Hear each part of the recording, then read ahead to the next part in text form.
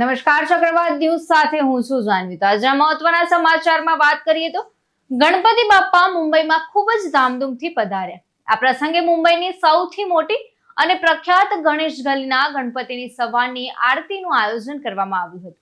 આ પૂજા અને આરતીમાં મોટી સંખ્યામાં ભક્તોએ ઉત્સાહપૂર્વક ભાગ લીધો હતો.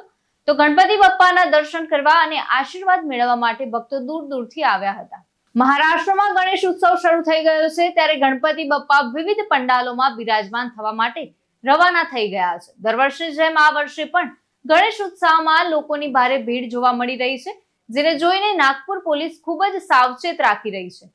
તો નાગપુર પોલીસે ગણેશ મંડળોને પોતપોતાના પંડાલોમાં સીસીટીવી કેમેરા લગાવવા કહ્યું છે, જેથી પંડાલોમાં આવતા લોકોની ઓળખ થઈ શકે તેમજ કોઈ અનિચ્છનીય ઘટના બને તો આરોપીઓની ઓળખ થઈ શકે. ત્યારે આ વર્ષે પણ નાગપુર પોલીસે નાના અને મોટા લગભગ 1000 મંડળોને ગણેશ સ્થાપન કરવાની પરવાનગી આપી છે. આ ગણેશ ઉત્સવમાં લોકોની ભીડ પર નજર રાખવા માટે નાગપુર પોલીસ ડ્રોનનો પણ ઉપયોગ કરી રહી છે. ત્યારે નાગપુર પોલીસ કમિશનર રવિન્દ્ર સિંગલે જણાવ્યું હતું કે સીસીટીવીના ઘણા ફાયદા છે. તે એ પણ જણાવશે કે ગુનેગારો પંડાલમાં આવી રહ્યા છે કે નહીં. આ સાથે સર્વેલન્સ વાહનોનો ઉપયોગ કરવામાં આવશે અને ડ્રોનનો પણ નજર રાખવા માટે ઉપયોગ કરવામાં આવશે. जी, हमने जो है सभी को ये सूचित किया है कि सब जो है सीसीटीवी का यूज़ करें. उसके 2-3 फायदे हो. एक तो कितने लोग आ रहे हैं, कौन आ रहे हैं, कोई क्रिमिनल माइंडेड व्यक्ति तो नहीं है या फिर कुछ होने के बाद में उसमें हम लोग उसको पहचान पाए, ये एक चीज़ है. ड्रोन जहाँ पे ज़रूरत होगी, हमारे जो मोटर सर्वेलेंस व्हीकल्स हैं 5, उन सभी को हम इसमें यूज़ करने वाले हैं, जिससे कि सब पे एक वॉच रखी जा सके. सर, अपराधी प्रवृत्ति के लोग हैं, क्या उनके ऊपर नजर है? क्या उनको तड़ीपार के त्योहारों से पहले किया गया है? जी, जिनके ऊपर प्रिवेंटिव एक्शंस लेने की ज़रूरत थी या जिनके ऊपर इस तरह के गुने थे या जिन्होंने कोई प्रॉब्लम क्रिएट किया था, उन सभी के ऊपर हमने प्रिवेंटिव एक्शंस लिए हैं और उनको सूचित किया गया है कि वो उनको क्या करना और क्या नहीं करना. और जो तड़ीपार हो या फिर मकोका हो या फिर एमपीडीए हो, वो सभी एक्टिविटीज़ जो अगर क्रिमिनल्स हैं उनके ऊपर हमने ली है.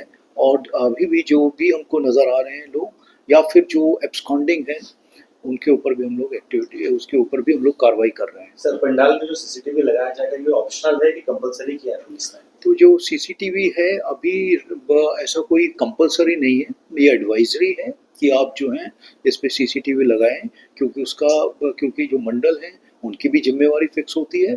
और कौन आ रहा है उसमें मंडल में दर्शन के लिए या उसका कोई अलग मंशा तो नहीं है, तो वो सब उसमें आएंगी. और जो भी बड़े मंडल हैं, क्योंकि कुछ छोटे मंडलों ने बोला है कि हमारे पास में उतने रिसोर्सेज नहीं है, तो उस आधार पे वो लोग करने वाले हैं. गणेश मंडलों में सर जिस तरीके से डीजे बजाए जाते हैं, कितने डेसिबल तक होने चाहिए डे में और नाइट में, इसकी भी कुछ एडवाइजरी आई है, क्या कहेंगे? देखिए, जो सुप्रीम कोर्ट की गाइडलाइंस हैं और उसमें 4 जो डिविजन्स हैं, मुझे 50 डेसिबल्स हो, 55 हो, 65 हो और 75 डेसिबल्स अलग अलग एरियाज़ के हैं. तो रेजिडेंशियल एरियाज़ जो हैं उसमें 50 जो है दिन के टाइम पे, 45 जो है रात के टाइम पे, इस तरह का है वहाँ पे. तो उसके बारे में भी हमने सभी मंडलों से चर्चा किया और उनको बताया है कि आप जो है ये जो भी डेसिबल्स हैं उसका आप पालन करें. और जो प्रोसेशन में है उसमें भी जो बड़ी वॉल्स जो लगाते हैं उसको ना करें, क्योंकि पिछले दिनों में हमने लाउड स्पीकर रिलीजियस स्ट्रक्चर्स हों उनके ऊपर हों या फिर जो इस तरह के गैर वापर या मर्यादा से ज्यादा बजाते हैं उनके ऊपर हमने काफी कार्रवाई की है. વિઘ્નહર્તા ગણપતિનું આગમન થઈ ચૂક્યું છે, ત્યારે ઘરે ઘરે ગણપતિની પૂજા અર્ચના કરવામાં આવી રહી છે. લાડકા ગણપતિ માટે ઘરે ઘરે સુંદર સુશોભિત ડેકોરેશન કરવામાં આવ્યું છે. તેની એક ઝલક અત્યારે આપણી સામે આવી છે. રાજ ઠાકરેના નિવાસસ્થાન શિવ તીર્થ ખાતે ગણપતિ બાપ્પાની પ્રાણ પ્રતિષ્ઠા વિધિવત વિધિ સાથે કરવામાં આવી છે. તો આ પ્રસંગે પરિવારના સભ્યો અને કાર્યકરો હાજર રહ્યા હતા. તો સમગ્ર વાતાવરણ ભક્તિમય જોવા મળ્યું હતું. ત્યારે દર વર્ષની જેમ આ વર્ષે પણ ગણેશોત્સવનો ઉત્સાહ સાથે પ્રારંભ થયો.